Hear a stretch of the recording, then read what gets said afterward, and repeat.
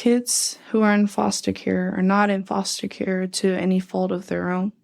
Kids are removed from their homes because their parents or whoever is supposed to be keeping them safe cannot do it. My mom was a wonderful mom. She's a wonderful person, but she just couldn't be the mom that we needed her to be. Children have no control over who their parents are. They have no control over where they're raised or how they're being raised. They're just there. They're children. We're children.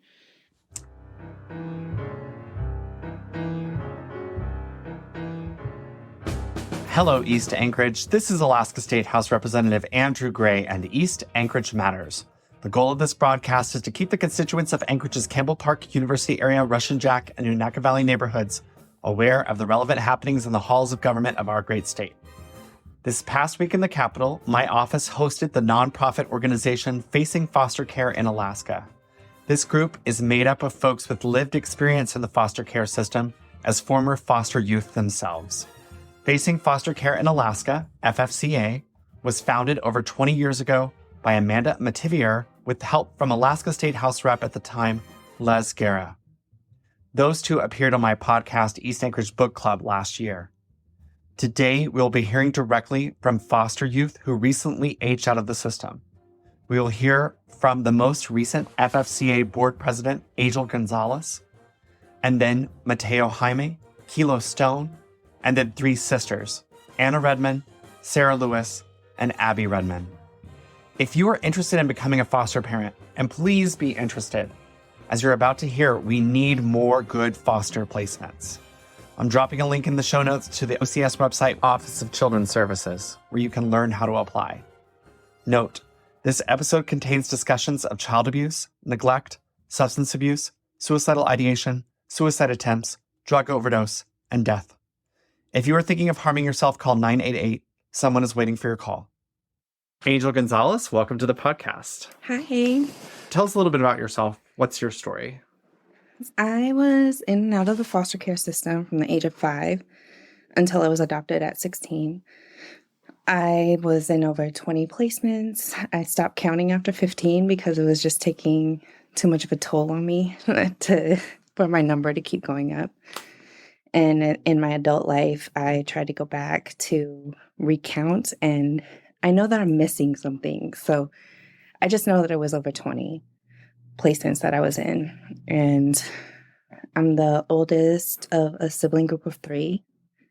I was their mom. I took care of them. I did everything for them. I was even the mom to my mom. And my mom really struggled with alcoholism and making poor choices, and that include her relationships. We suffered a lot because of it. And ultimately, her addiction took her life. And she did end up committing suicide from her not being able to get her addiction under control. And she lost us for the last time. And she knew it. And she couldn't deal with it. And I ended up getting adopted at 16, like I said. And things did turn around from there. I have 2 parents from the South. They're Black, so I connect most to Black culture, Southern Black culture. But I am Alaska Native and Hispanic. I'm actually a lot of things. I took 23andMe recently. I am very mixed. And I found a whole bunch of family, actually, from my paternal side through 23andMe. And I have 6 siblings that we know of. And so have you met them? I have met the majority of them. There's some here around Anchorage. I met one in Cali. I have 2 other sisters that I still need to meet in Minnesota, but we're working on that. It's been a huge journey, especially trying to know who I am and know my culture. Because with my native side, at a certain point, I disconnected myself purely because I was so ashamed. People talk so bad about natives, and I did not know that they were healthy natives. everything that I saw was not healthy. It was really hard at first, and it took me a long time to know that there is beauty and there's ugly in every culture. That's something that my mom would say to me all the time. And it took me a long time to reconnect, but... Like with your mom's side of the family? Yes. And now I have an aunt who is healthy, and she is really helping me to learn that side of me and be proud of that side of me. And she's sharing so much with me, and I love her for it. And I just feel like I'm playing catch up in my adult life because I disconnected myself from my native culture. And then with my Hispanic culture, I was not connected Was your dad to them. Hispanic? Yes. Mm. And your mom was Alaska Native? Yes. And I didn't know anything about the Hispanic side, and everything that I learned was through textbooks or classes or media, and that's just not authentic. And now I just feel like I'm running to play catch up. With your 20 plus placements, I guess this is like the lucky few who have one placement or two placements. Why do you think you had so many placements? Why was each placement so short? Why was there so many transitions? Some of them were 30-day homes. So you a lot knew of it was them. only going to be... Yeah, yes. And one of them bothers me to this day. I had really connected with this lady and really ended up feeling really comfortable with her, and I was happy in that home. And one day she brought me back to OCS in tears. Like, she was in full on tears, and I had never seen this woman cry before. And she couldn't tell me why. And So you have no idea? I have no idea. And I kept asking her, is it something that I did? And she was like, no, I can't tell you. I can't tell you. So that one bothers me. Some of the homes, it happened like that because I was reunified way more than I should have been, honestly. And then I would get taken away again and put into another home. And some of them were failed kinship placements. And sometimes I didn't know why I was being moved because I thought that things were going good in the home. So it was just a broad reason. Folks who are listening who've never interacted with OCS or the foster system, who are learning about it for the first time at this moment, what do you want them to know about the system itself and the way it works in Alaska? If you're going into this, it's extremely difficult. It's going to be one of the hardest things that you will ever do. To be a foster parent? Yes. But it is so worth it. You don't know the impact that you're having on these children and these youth lives. And it can be very rewarding. These youth are traumatized. They come with a lot of pain. But you could be their only stability. You could be their only safe place. You could be the only time that they will see a healthy, functioning family. And that is crucial. But also remember that you are in it to potentially no longer have this child in your life ever again. Because the goal is always reunification. You are fostering and keeping this child until their parents can get it together to be healthy for them. You want that. That's the end goal. That's what everybody should want in a healthy, functioning society, is for parents to be healthy and to keep their children, and if they lose them, to get them back so that they can live on together. And unless that child has been deemed foster to adopt because the family is no longer able to keep the child's no longer able to go home, then you should always have that mindset. Yes, completely treat that child like your own, but absolutely know that any day they can go home because you want their parent. You should be rooting for their parents to get it together and be healthy for their child. Because no matter what, the child's going to want to go home. Mm-hmm. The child always wants their parents. It doesn't matter how old you are. You care about what your parents think. Mm-hmm. You care about what they're doing. You care about how they're living their lives. It doesn't matter how young or old you are. You want your parents. Can you tell us about what you're doing today? I'm working with Facing Foster Care in Alaska, and I actually just passed the torch on to our new board president. So you were the former board president? Yes, I'm the former board president for FFCA, and I served 2 terms and was actually extended twice because of COVID. It's been such an honor. And I'm supposed to actually be on a year off, but I love what I do so much. And I know that what we're doing is so important that I can't take a year off. I got to keep going. I love FFCA. I love our youth. I love what we're doing. And I know that we're making a difference. I'm also working for the municipality of Anchorage in the clerk's office, and I really love it there. It's a really great job, and I work on call for Covenant House. Awesome.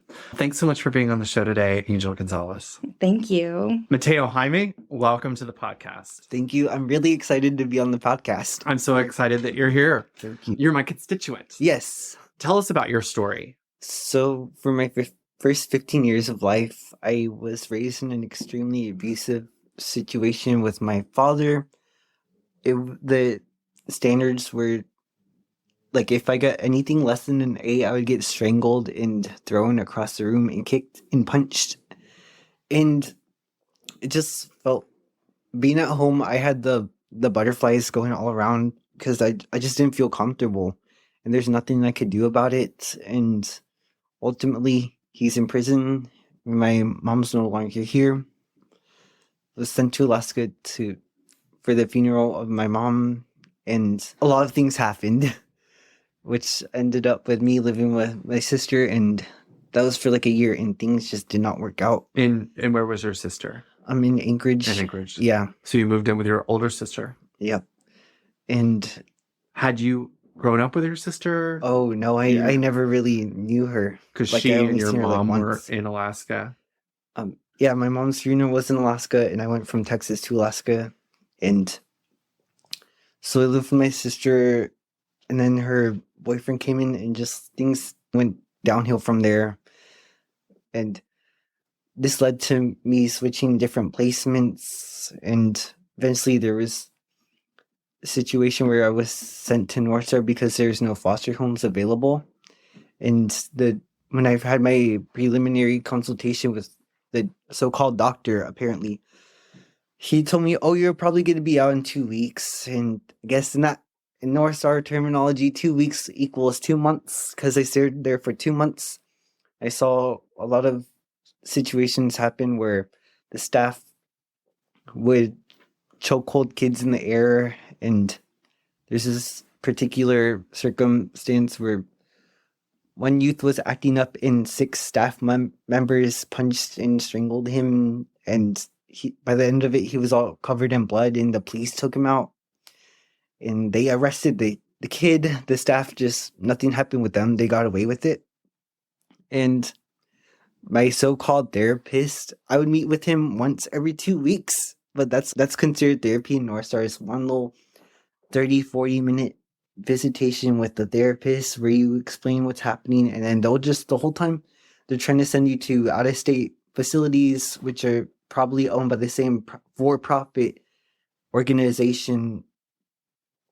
And for me, that's whenever I had to learn how to engage in self-advocacy, because there's so many youth that once they get sent out of state, who knows what happens to them.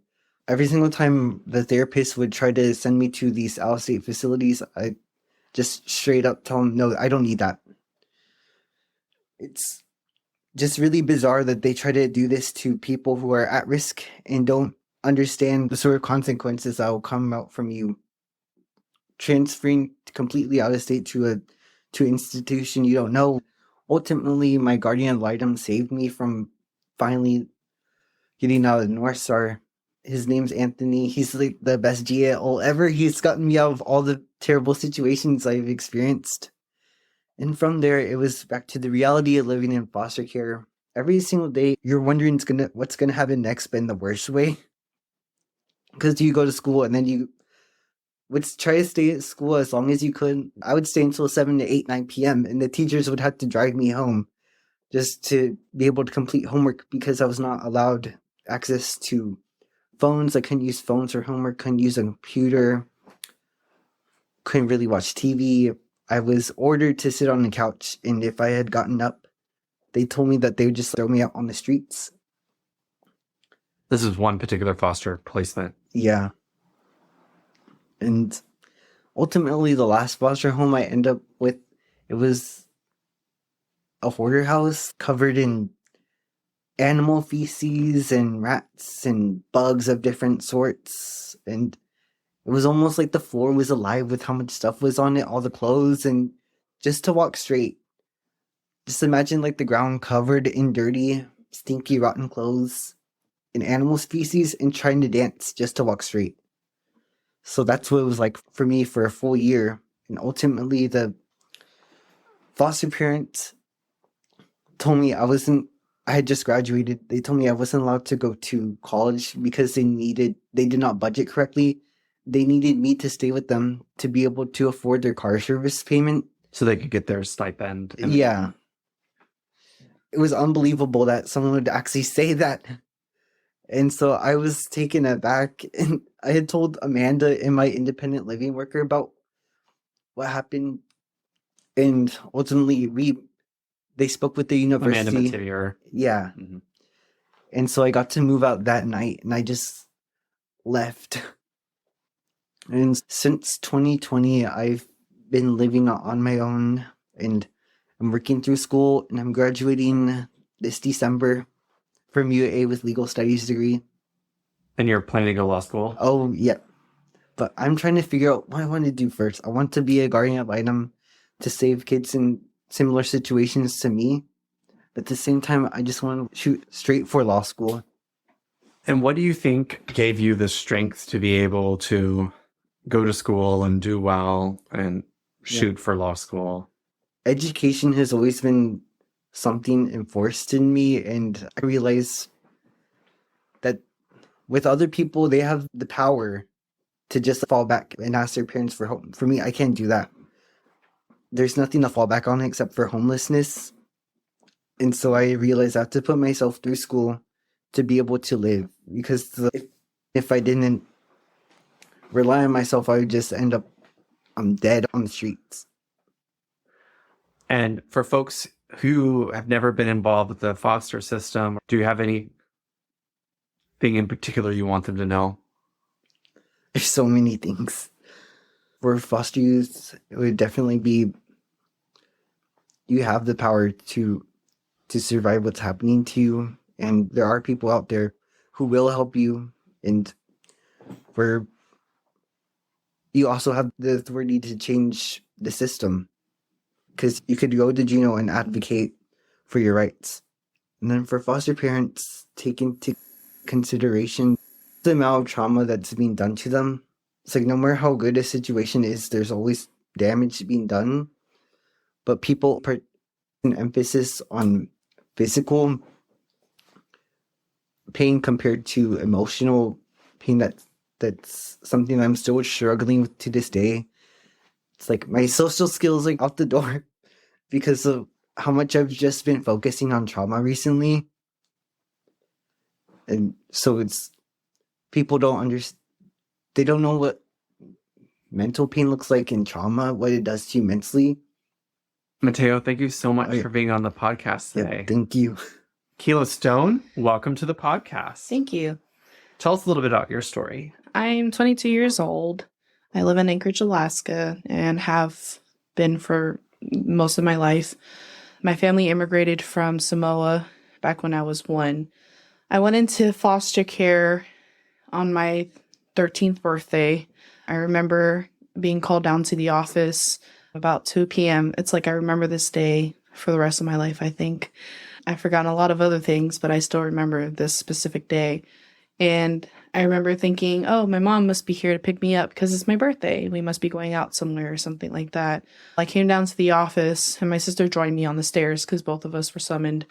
And I remember seeing like a whole bunch of police and our principal looking very concerned. So we were sat down, they started investigating us, and then they took us to, I can't remember the place, but it's like OCS, but a smaller branch of OCS. And they took us there. They split me and my sister, and they just started grilling us with a whole bunch of questions and making us draw pictures and things like that. And then before we knew it, they were like, okay, you're not going to go home today. You're going to go somewhere else that's safe. I did not know what was going on. I just knew that I'm not going to go home because that's what they just told me. When we were being put into the vehicles to be taken to our foster placements, I saw my mom crying and she was like saying, I'm sorry, I'm so sorry. And I remember thinking, what is going on? Our social worker was assigned to us shortly, a couple days later. And the first thing that they said was, I promise you'll be back with your parents in about 6 months. This is only going to last about 6 months. That's what the social worker said. Yes. I'm not sure why they promised that because we ended up staying in care about 4 to 5 years. And we never really reunified with our mom. Did you do mommy visits or?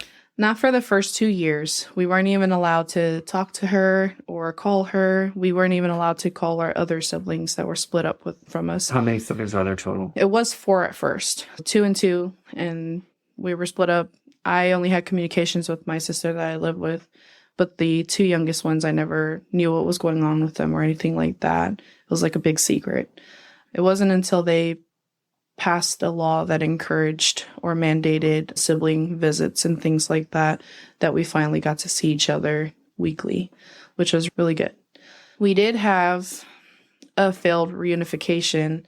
Me and my sister, the one that was with me, we stayed with a lovely lady who took care of us like her own kids. Unfortunately, we had a reunification because my mom finally met the requirements that allowed us to come back home. It was bittersweet. We loved that we were going back home, but we were sad that we were leaving our foster mom. Once we got back home, things were good for about a month, and then they really went downhill again. I ran away because my mom... How old were you then? I was like 14. I was a freshman in high school. And I didn't go to school because I was a runaway, so the police there would just bring me back home, and I didn't want to be in the situation. My mom ended up losing our house, like our apartment, and then her and my younger siblings were living out of the Kapukiak Inn on C Street for 3 months. And OCS was aware of the situation, but they did not step in until about winter time. So my siblings lived in that condition for the whole summer. When we did go back to our foster mom, things weren't the same. Did you go back to the same foster mom? We did. You and your sister? And we thought things were going to go back to the same, but it was different. Only because she had grieved us and had already moved on and accepted other kids. So it felt like there was tension now between us. So things never really got better. Then my mom lost her parental rights because we were reaching our 6-year mark. I was in the Alaska Military Youth Academy at that time, and I was going to testify against my mom if she wasn't going to relinquish her rights because she was fighting to keep them. But unfortunately, my siblings had moved too many times around the system, and I could see the toll that it was taking on them. And I did not want them to continue to go through the system anymore. And I know my younger siblings were high on the adoption list because a lot of people have been looking at them for quite some time once we reached the 4-year mark. And I thought if it's better for them to be in a home where they could stay together, then I'm going to testify against my mom. And once my mom heard that, she relinquished her rights. All our dads lost their rights immediately because none of them were in the picture and were in jail or out of country. So then we were up for adoption. I emancipated from the state at 17, but my 4 younger siblings were going to be adopted by our close family friend that we had met through Beacon Hill, which is an awesome organization that helps facilitate family visitations. And the family had actually extended the invitation to me, and they said, "You're our family too." And so that's how I got adopted as an 18-year-old, with my siblings. But recently, I had moved up here and I was doing my own thing. Where was this happening? Oh, the family that adopted us, they're originally from Oklahoma. Okay. They had moved out. They were originally my younger siblings' foster parents after they had been introduced to us as a family friend. Because there was lack of placements and no CS. They were not wanting to be foster parents, but they did it anyways for my younger siblings. When the reunification came around, they were moving to Texas, so they left. But they always kept in contact with us. So when they heard that the reunification had failed and that we were now up for adoption, they were the first ones on the list to say, hey, we have been with these children for some time. Please let us know what we can do. And at first, they didn't want to adopt us because they were wanting us to be reunified with our mom. They were very supportive of her and always encouraging her to get her life together. But unfortunately, they understood that she just couldn't with how she was at that time. So they stepped in and adopted us. So we lived with them for a little bit out of state. We did some traveling. And then I came back here on my own to do my own things. And then my two younger siblings, they gave me guardianship over them because just because a child gets adopted by a loving family does not mean that they don't still go through the traumas of the things that they have gone through, and they don't still struggle with identity issues because our adopted parents are white and we love them just how they are. But unfortunately, they cannot teach us cultural things. And all the places that we live, there's not a lot of big Samoan population. So they let me take care of them for now. So that way the girls can be around their people and just learn to heal. Are you active in the Samoan community? No, that's my own trauma from being in the system. I lost a lot of my heritage and culture. It's very awkward when I see Samoan people at the grocery store because as they greet each other in a way that they usually greet each other, I'm not comfortable because I'm also very traumatized by Samoan people because a lot of my trauma came from my family, which are obviously Samoan people. It's hard, but I do my best to make sure that they don't have to deal with what I'm dealing with now in my adulthood, always wondering who I am and what I'm supposed to do and which part of me is this, almost like a split personality, because my cultural values differ from my American values, if that makes sense. And it's a struggle, but we're learning to heal together. And we're thankful for that opportunity. And for folks who are listening who know nothing about foster care in Alaska, do you have a message for those folks? Yeah. Kids who are in foster care are not in foster care to any fault of their own. Kids are removed from their homes because their parents or whoever is supposed to be keeping them safe cannot do it. My mom was a wonderful mom. She's a wonderful person, but she just couldn't be the mom that we needed her to be. She usually left us with other people or introduced strangers into the home that came with their own baggage and things like that. When people think foster kid, they think, oh, you're a troubled child. And usually the connection that most people make, that's not true. Children have no control over who their parents are. They have no control over where they're raised or how they're being raised. They're just there. And they're dealing with the situation that they've been dealt by life.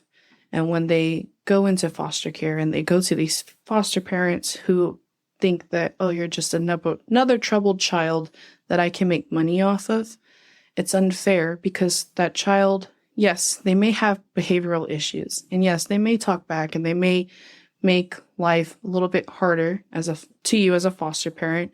But you have to keep in mind that child is reacting to the trauma that they're experiencing or have experienced in the way that they can and in the way that they know how to.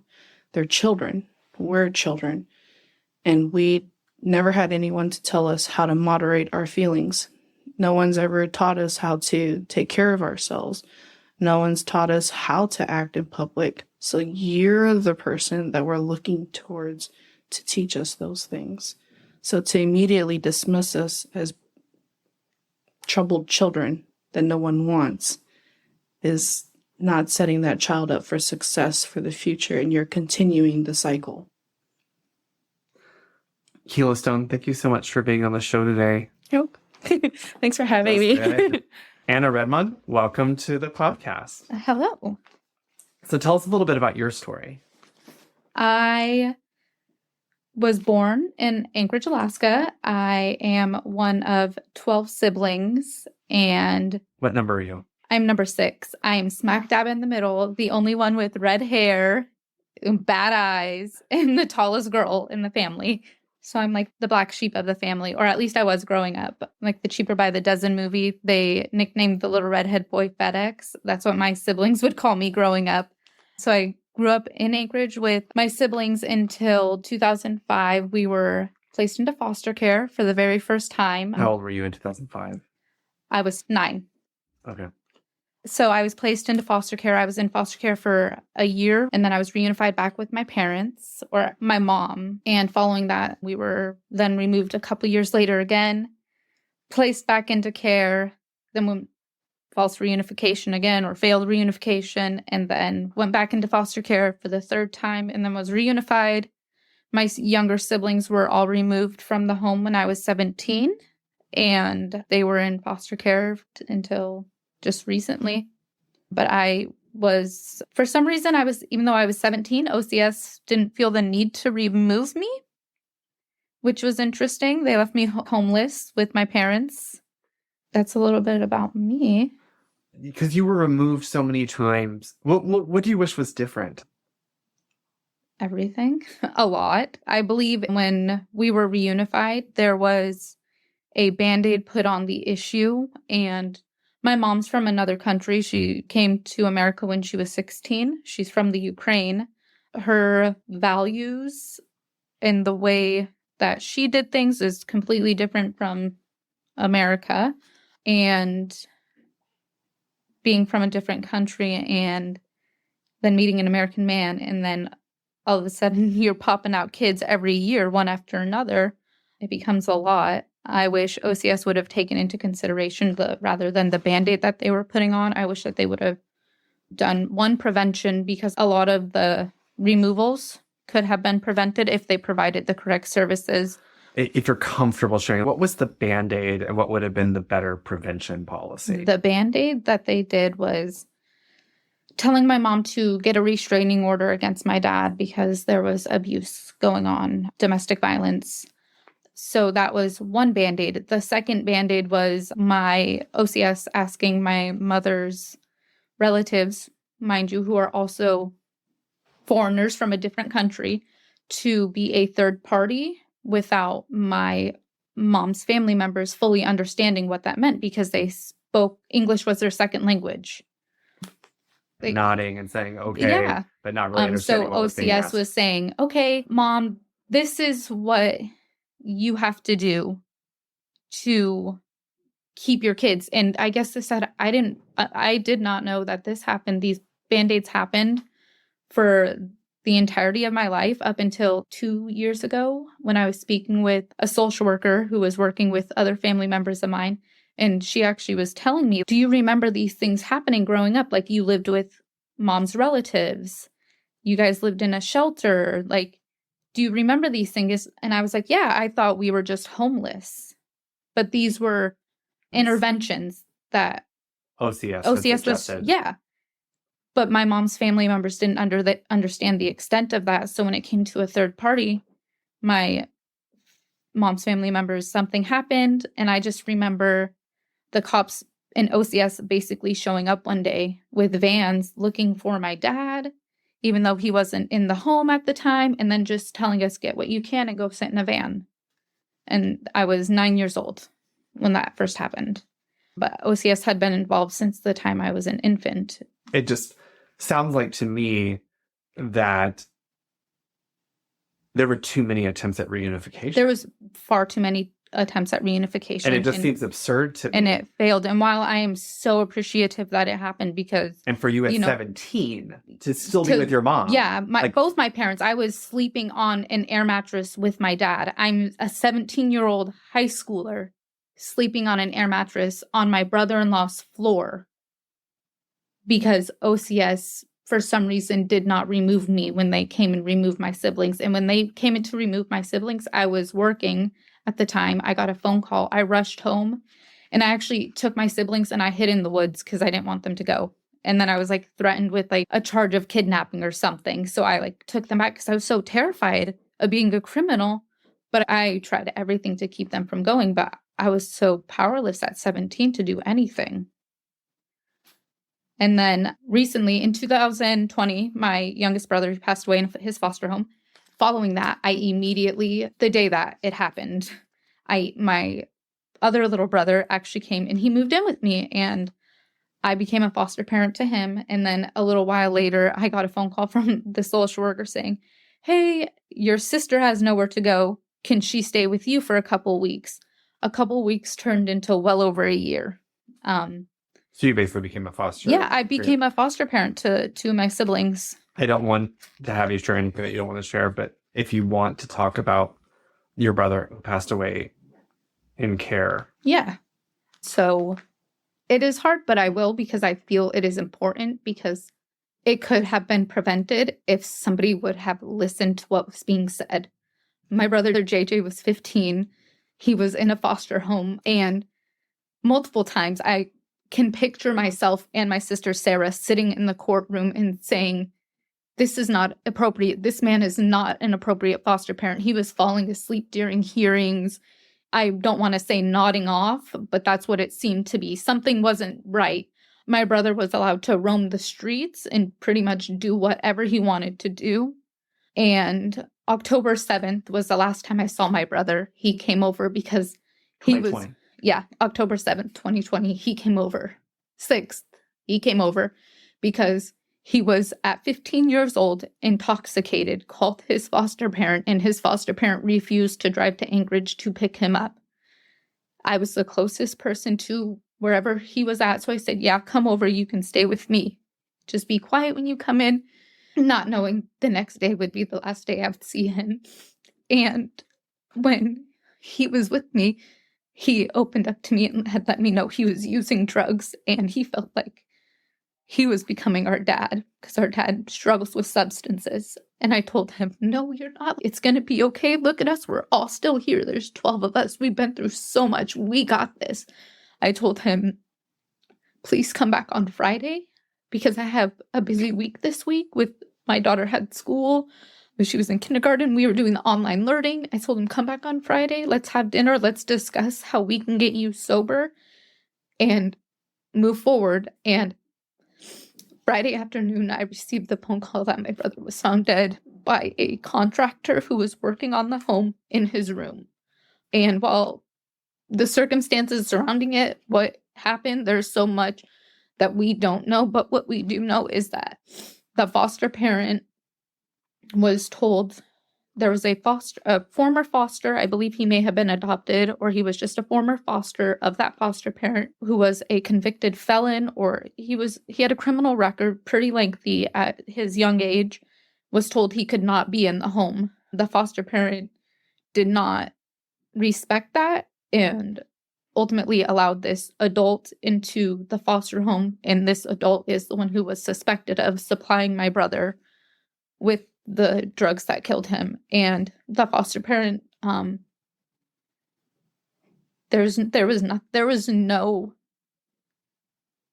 only people that were punished in this situation was me and my siblings and my parents for losing the baby of our family, because OCS failed to listen when we sat in the courtroom saying, please do something. I found him walking down the street with 3 children under the age of 7. And I said, what are you doing? And he said, oh, these are my foster parents' kids. And he said, oh, they're too messed up to take care of them, so I took them for a walk.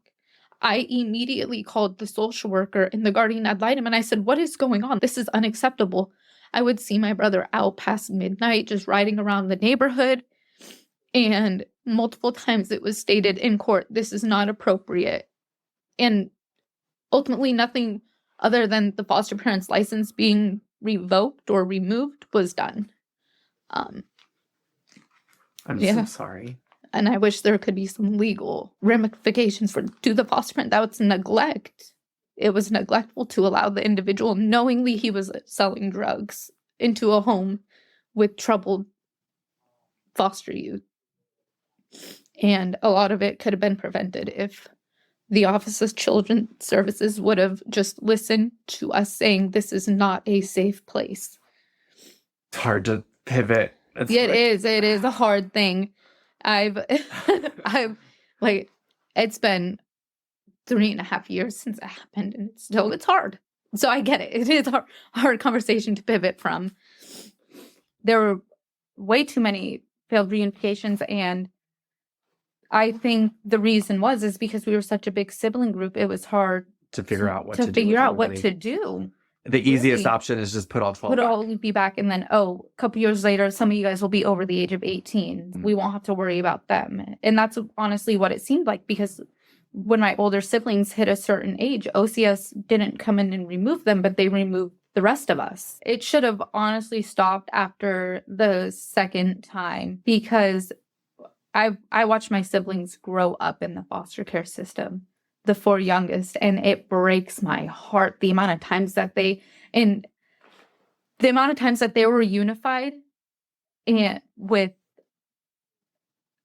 OCS knowing the way my father would physically abuse us, and OCS repeatedly returned my siblings back to him. My dad would do everything, quote unquote, everything to get them back. But as soon as he had them back, it was back down the drain. And that's the same way it was for us. But my younger siblings, definitely, it was so traumatizing for them. They were in and out of North Star, 50 plus placements for them, some of them. It was awful because they were taken, given back, taken, given back, taken, given back multiple times. In that, it does a number on you. Do you have any of your siblings in your home now? I don't. I actually closed my foster license just in October.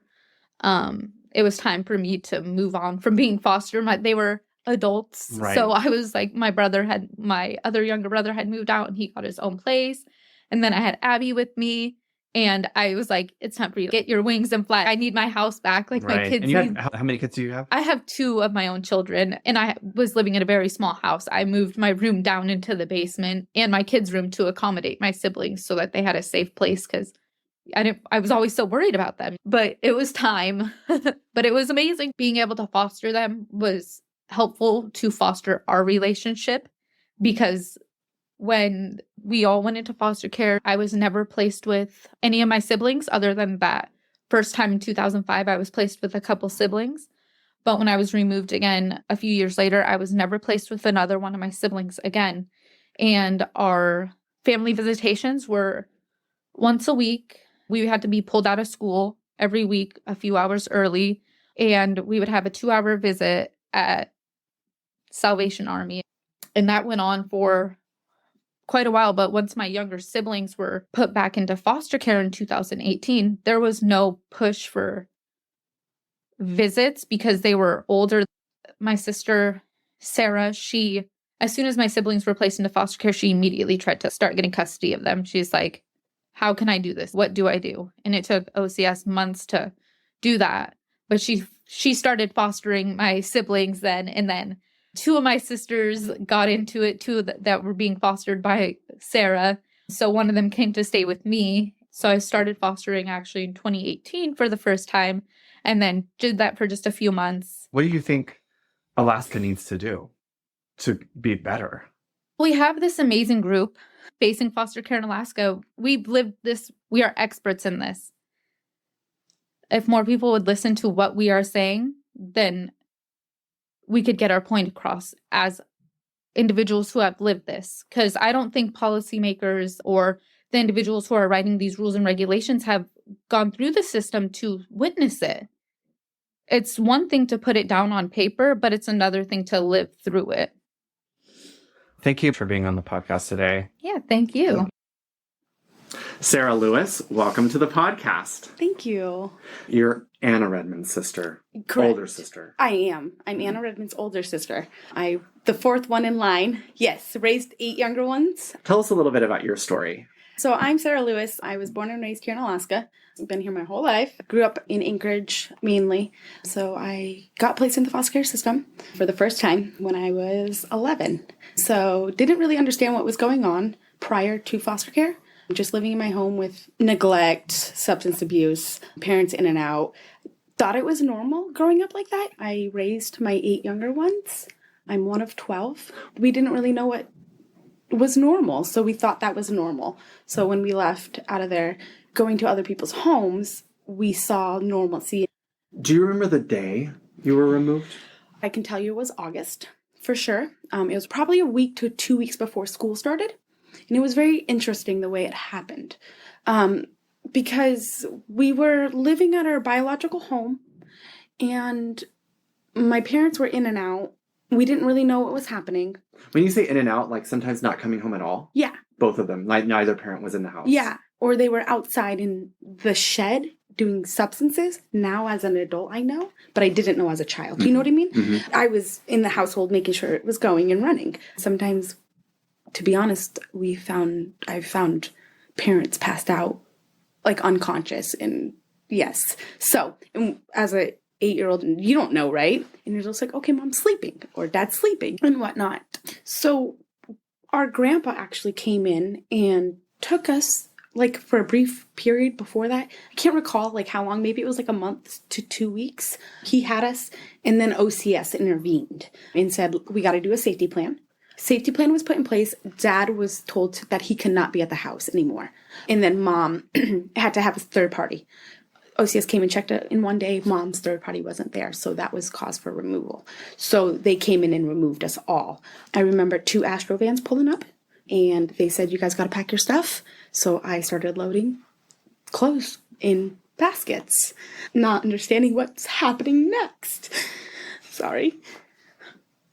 And I just remember, okay, what's happening? I got to get clothes ready to go for my siblings and my younger ones. And there was only 7 of us at the time. My mom didn't have the youngest yet.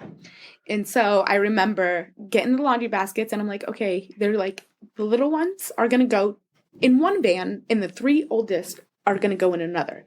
And I feel like that point is where we separated as siblings, like the 3 older ones, and then, with the younger ones, because I was the oldest going to, it was a children's home in Anchorage. And so I remember specifically going there, and they put us in 2 separate rooms. We didn't know what was happening, and I was a caretaker, and they would not let me be around the little ones. I'm like, oh my gosh, like what's happening to them? Are they okay? And so after that, we got placed into different foster homes. So then we got separated out. It was elementary school. I was very connected with my 4th grade teacher. And all of a sudden, behind the scenes, my 4th grade teacher's becoming an emergency foster parent.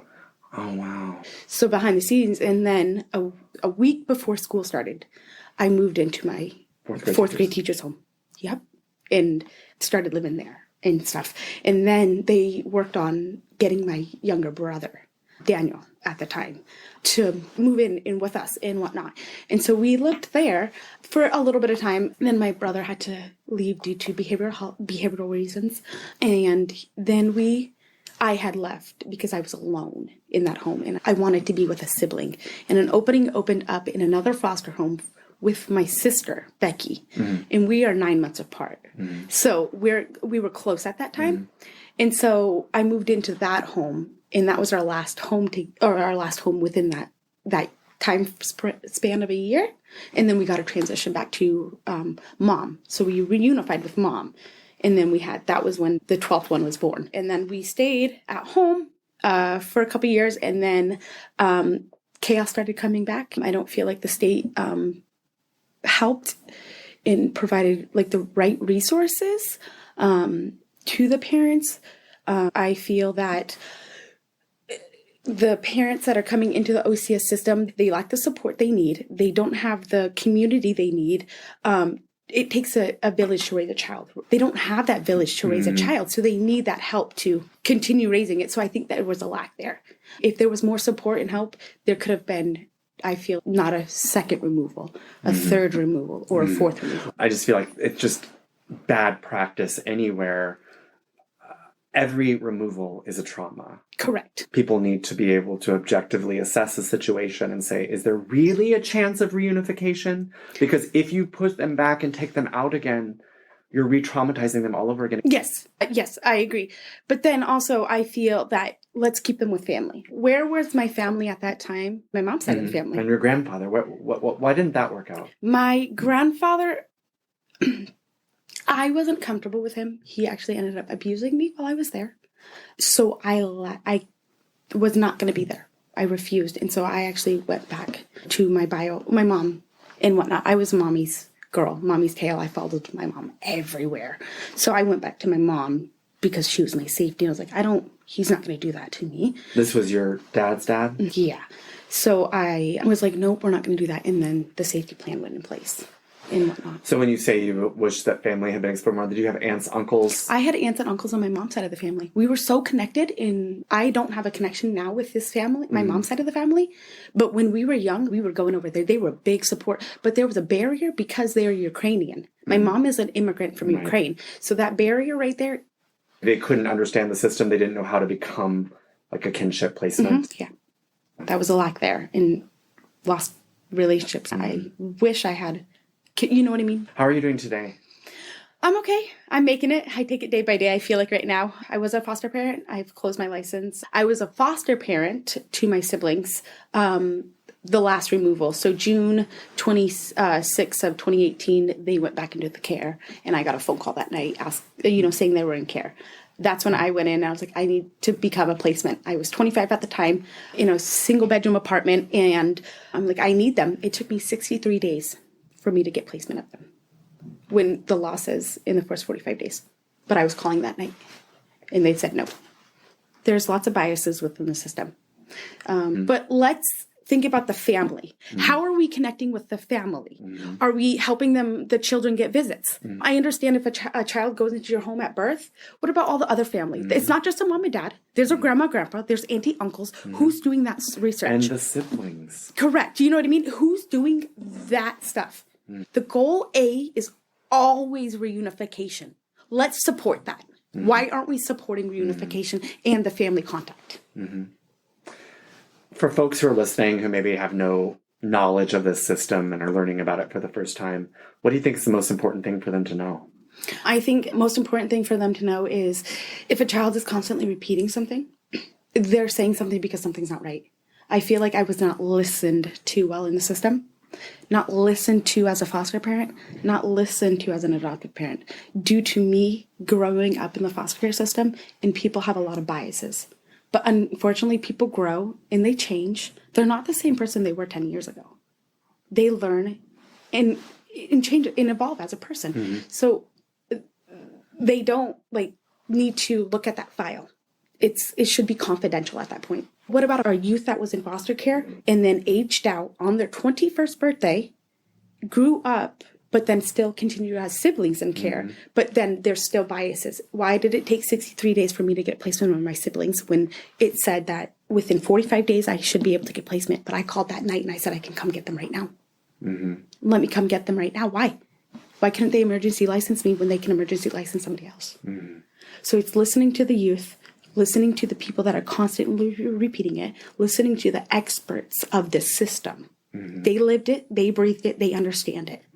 Everybody's that has not done it, they have not lived it. They don't know what it's like to be in foster care. They're making laws, changes, policies to things on children's lives that will affect them for the rest of their lives. And they will affect the children that are not there now and the ones that are in now. So listening and just getting lived experience.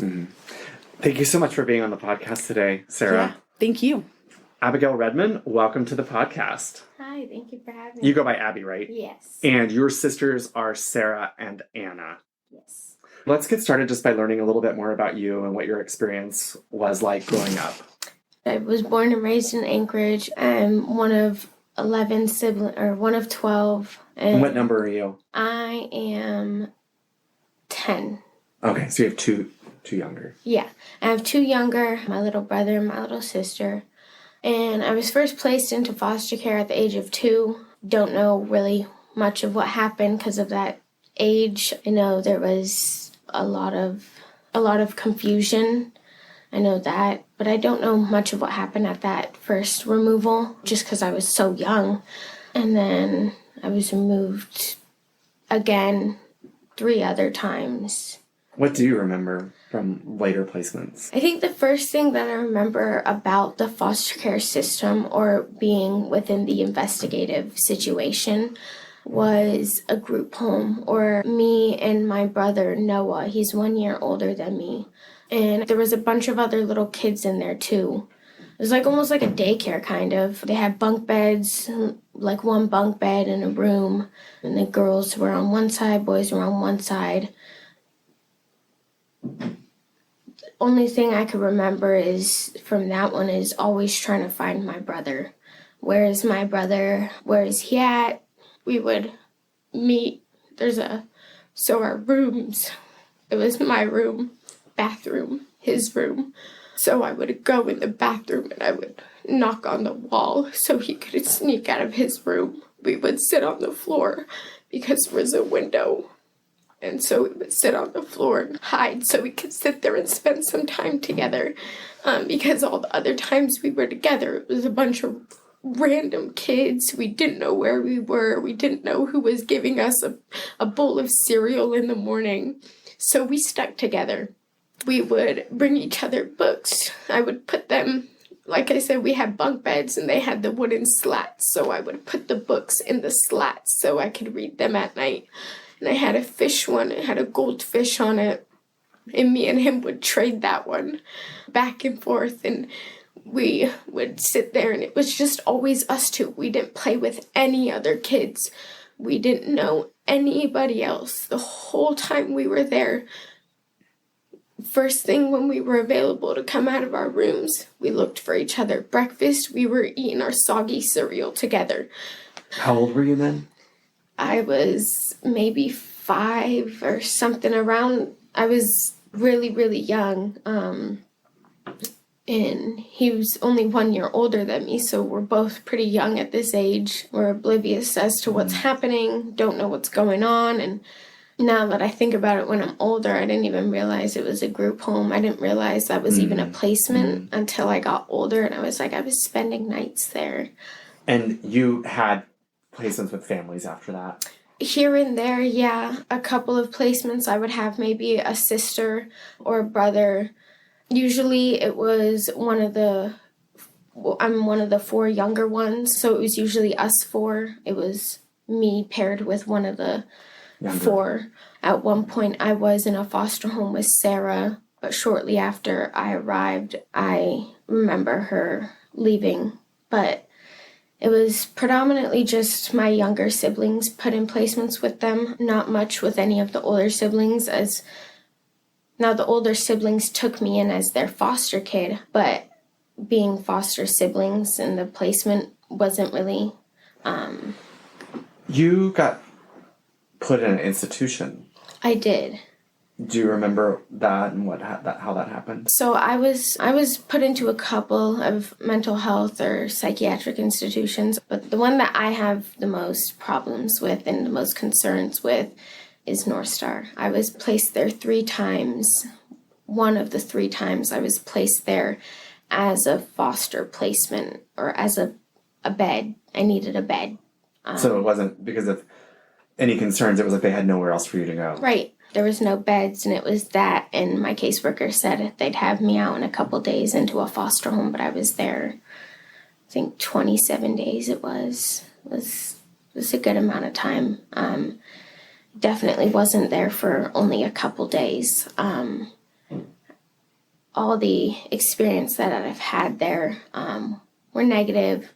The first time I was brought there was by my dad, and me and my little sister Megan had what they like to call blowouts the night prior, and a tantrum. Yeah, like hitting. A tantrum, screaming, crying, being aggressive, throwing things, destruction of property. That was something that a lot of us had a problem with growing up just because of what we saw, I think. But for my little sister especially had challenges. The night she had a big blowout and something had happened and I didn't like it, so I got frustrated as well. And that was the first night I had ever made a hole in the wall. I elbowed the wall and it made an elbow mark, and my dad got so mad at me. But I didn't know why, because all of the other wall was missing because of my little sister. But I made a indent in the wall, and he was furious at me. And I didn't know why. I was like, my little sister has a whole poster of no wall. And I make a little dent and you're banging my head on the ground. And so... Do you remember how old you were then? About? I was 12. Yeah, I was 12 because when I was placed at North Star, they put me and my little sister in the preteens unit at first. And that's at the main hospital for North Star. And I don't even think it was a week later, I was taken out of the preteens unit and put into the adolescent girls unit, which is another building. And that building is for females only. It's the acute as well as the residential treatment for the females or adolescent girls. So I was put in the adolescent girls at the age of 12. And it was because me and my little sister just butt heads so much that we couldn't be in the same space. Fighting, so they separated you. So they separated us. And this was in 2016. And I was put to the adolescent girls unit. And the first night I was there was 4 fights. And these girls range from, like I said, 12 to 18. You're with 16-year-olds, 17-year-olds, 18-year-olds in one building, in one unit. Secluded, isolated. You don't see anything from the outside world. You can't get newspaper. You can't hear what's going on outside of what's happening inside the building. We're all amped. There's nothing to do. When I first arrived in the adolescent girls unit, it was scary. I was terrified. When I first got there, they make you take your clothes off and intake them and your jewelry and whatever you have, and they'll write it down and intake it. And you have to wear scrubs for the first 24 hours so that they know you're new. And you're on unit restriction or something of this sort it's called. And you have to stay on the unit for the first 24 hours. You can't go down to the lunch hall. You can't go to the gym. You can't go to the activity room. So your meals were brought up to you. Did you get contact from caseworkers? Family, anything? Did you have visitors during your 3 different stays there? So the first time I did, but I told them I didn't want to see my dad. So your dad was the visitor the first couple of times? Yeah, and I didn't want to see him, so I would stay on the unit. I didn't want to go downstairs. I didn't want to go off the unit for visits. And I know my sisters would come in sometimes and bring me a McChicken from McDonald's because the food is just so gross. It's either you starve or you force yourself to eat the disgusting food. And at that point, I couldn't starve myself because I was on so many medications that I needed food. So my sister Natasha would come in, Sarah would come in, Anna would come in, together sometimes, separately, one-on-one. This second time I was there, I didn't have many problems with visiting either, but the third time I was there during COVID, and Sarah was my foster mom at the time, and she wasn't allowed to come in the building. What was the reason for the third time to go to North Star? The third time I was struggling with mental health. My brother had recently passed away. I struggled with audio and visual hallucinations, and I was having some suicidal ideations. I didn't feel safe around myself or within the house I was because of myself. And so my sister's husband had taken me to the hospital, and it was round after round that time. I went to my therapist and I told them, they took me to the hospital, and then I was taken back home even after saying I was Because you had been really close to JJ. Y'all had done placements together. He's my Irish twin. His birthday's April 17th, and mine's May 28th, so he's like my baby. He's my Irish twin. So we were close. Yeah, it was a big struggle around that time, just because of the loss of my brother. That was the whole reason I was struggling. I was seeing him, but it wasn't him. It was his body. At his funeral, it happened to be an open casket, so the hallucination was the face that was in the casket, but his real body. And I couldn't do it. It hurt. And my sister, Sarah, and her husband are just looking at me scared. Is she okay? And I'm just sitting here and I'm hallucinating my brother that's now deceased. And I've had hallucinations where it's not my fault. I want to come back. And I'm sitting here and I know it's not his fault. And I dang well know he wants to come back. So I was struggling a lot with the loss of my brother. And it was COVID during that time. And we had just moved into a new place. Sarah just purchased a lovely house. And so we were all getting used to the swing of thing. My little sister was with us at the time as well, Megan. Me and her would have some arguments too. But so the night my sister's husband took me to the hospital, I was seeing JJ on the way to the hospital on the highway. Sarah lives out in the valleys. We had to go to Matsu Regional. And while I'm going, I'm seeing my brother standing in the ditch on the highways on my way there. And her husband's, "You're okay, we're safe. We're going to get you to the hospital." And he's just reassuring me the whole way. And he was like, "I love you and you're going to be okay." And so I was back and forth within Matsu Regional. I think I was in and out like 4 times before they had finally, she needs help. She needs help. And when I got there, I knew they were going to send me somewhere. I didn't know where, but I told them North Star cannot be an option.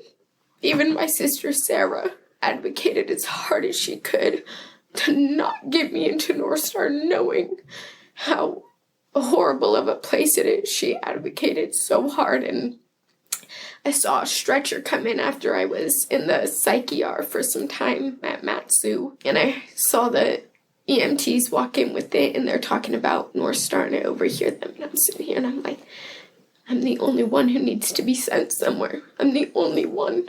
I am the only one who's here, and they have a stretcher. They're looking at me, they're like, and I'm like, it's me. I'm going to North Star.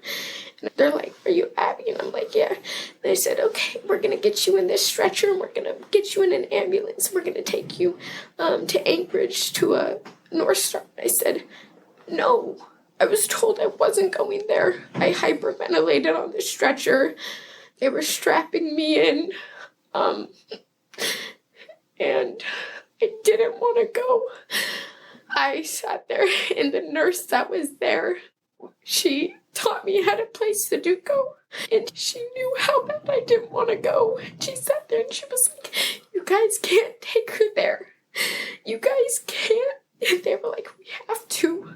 Even the nurse that didn't even know me was fighting for me to not go to this treatment facility, knowing how horrible it is.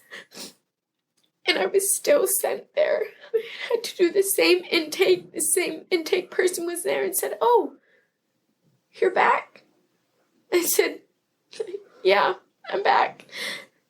He said, "Well, do you got any jewelry or anything?" I had to intake those and go take a shower, change into my scrubs. And I was automatically put into the adolescent girls because I think I was 15 or 16 at the time. How are you doing today? Today, I can say I've definitely overcome a lot of my struggles. I'm definitely very proud of how far I've come because I've tried to end my life 17 times, all different types of ways. And for some reason, I'm still here.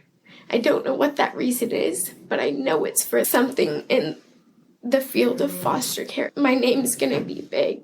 And I do it because of my brother. I do it because of my family. The only reason I'm in FFCA is because of my sisters. I wouldn't have known about FFCAs if it wasn't for my sisters. And I continue to do the advocacy I do in hopes that the system will change. And I think the really big thing is nobody should lose their life to the foster care system. Nobody should lose their life because the state isn't doing their job. But my brother did. And that's not fair at all. And I'm here to change that. Abby, thank you so much, and I'm so glad you're here. My husband and I were foster parents. Our lives were forever changed in the most profound ways.